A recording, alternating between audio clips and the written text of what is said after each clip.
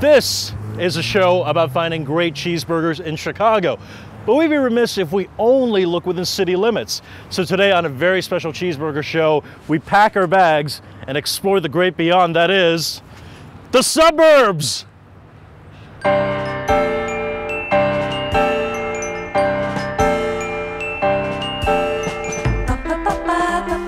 Just outside the city of Chicago, you'll find the suburbs.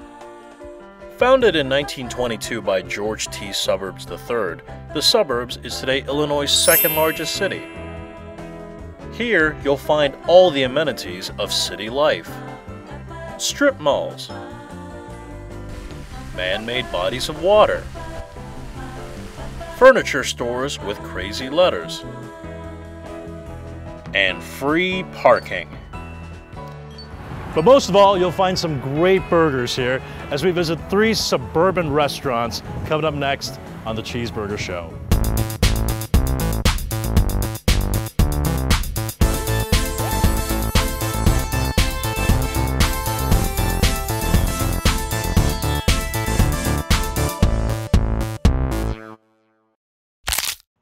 If you're a fan of hot dogs, and who isn't a fan of hot dogs, and you lived in Chicago for any period of time, you've likely been to Wolfie's on Peterson Avenue.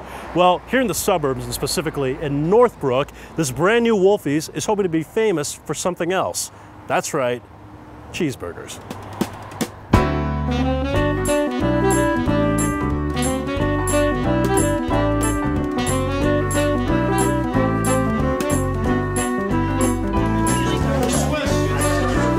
Wolfie's has been an institution on Peterson Avenue in West Rogers Park in Chicago since 1967, and opening up here in the suburbs are hot dogs people know about. We wanted to bring something to this location that we thought was missing in this neighborhood, and that's a quality burger. The ingredients are 50% brisket, 50% chuck. That blend together with the fat content. Have a little added secret ingredient in there. Can't really talk about, makes up the best burger. This is a 3rd pound fresh patty made specially for us, exclusively for us by Elegance and Meats here in Northbrook. Like I said, it's a 3rd pound, 50% brisket, 50% chuck, and it's a coarser, a little bit looser grind as well. There has to be some kind of fat dripping into that bun to make the burger. I would highly recommend getting our burger with Merck's cheddar cheese and grilled onions and whatever other toppings you like on there.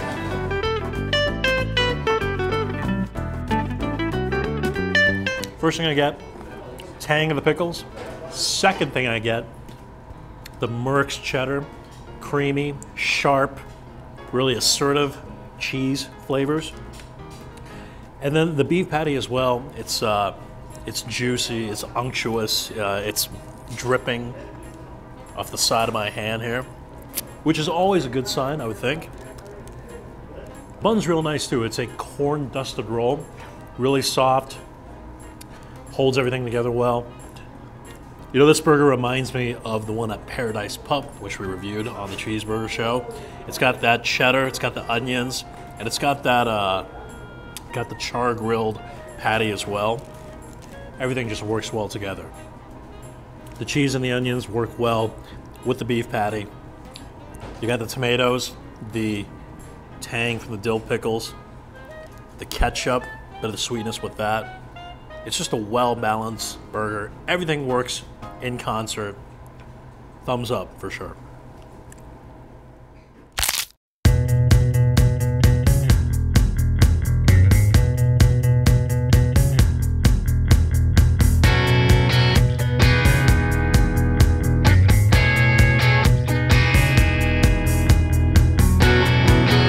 The burger was important to our bakery cafe concept because it just differentiates us from typical bakery cafes that offer more cold sandwich fare.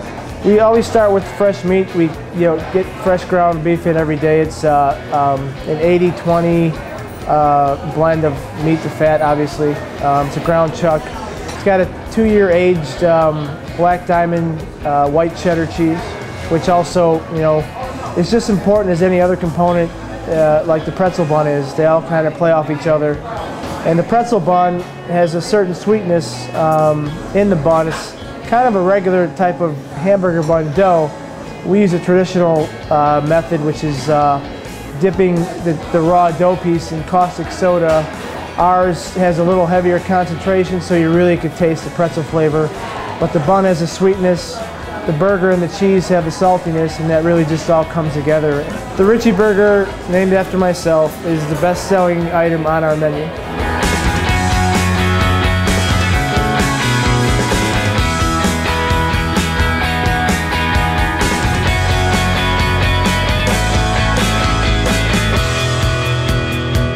On first appearances, it looks like the type of burger that you find at Kuma's Corner.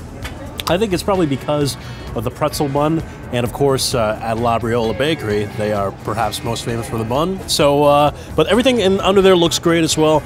Very colorful burger. You've got this 8 ounces of Angus beef here with the white cheddar flowing over the top. Newski's bacon, the best bacon in the world. It's a little bit on the greasy side, but if you're going to be using this much butter to be cooking the burgers, then I think it just comes with the territory. The Newski's bacon, thick, crisp, immensely smoky, really deep, and then the beef as well. It is biting into butter, literally. You get that salty savoriness that has just gone into all the crevices of the bread. I actually think this one rivals the ones at Kuma's Corner. I know, don't write letters, don't yell at me, don't leave angry voicemails, but this is as good as the pretzel bun burgers at Kuma's Corner. There, I've said it. What can you do?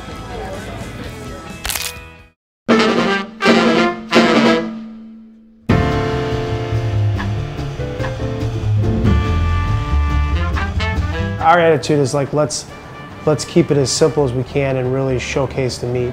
We buy from Dietzler Farm up in Wisconsin. It's a 750-acre beef farm. They have it's a Hereford and Angus cross, and they age it. For us, they age the beef for 28 days, which really adds a lot of flavor, a tenderness, as well as that kind of dry-aged hazelnutty taste.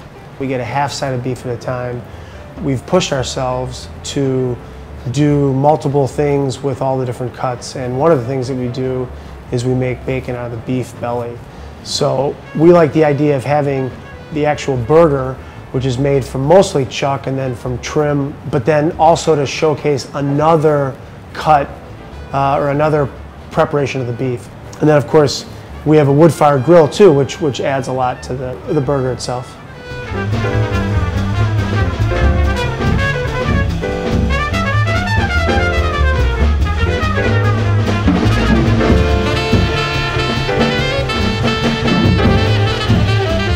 In front of me is the Dietzler Farm cheeseburger, which Chef Paul Veron has constructed for us, partly as a way to combat the recession. A lot of things on the menu here is in the $20–$30 range. So for $12 and $13, you get this burger. So let's take a look. Very simply constructed. Everything here, Chef Veron said, is locally sourced. We have this buttercast cheese here, sort of drooping on the sides.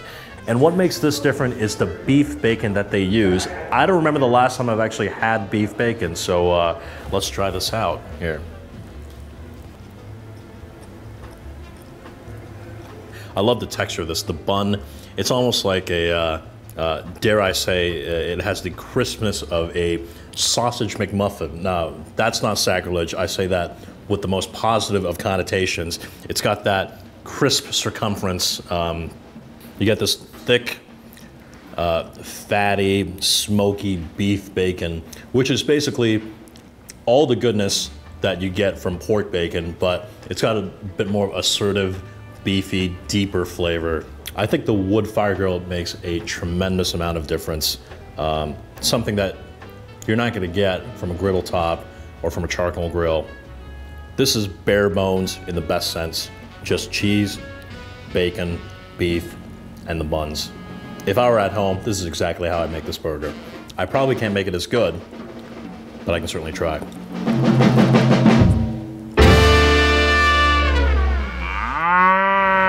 And that about does it for us here at the Cheeseburger Show. Be sure to read us in the pages of the Chicago Tribune. And if you know of a burger spot we absolutely have to check out, send us a note at mail@cheeseburgershow.com. Thanks for watching.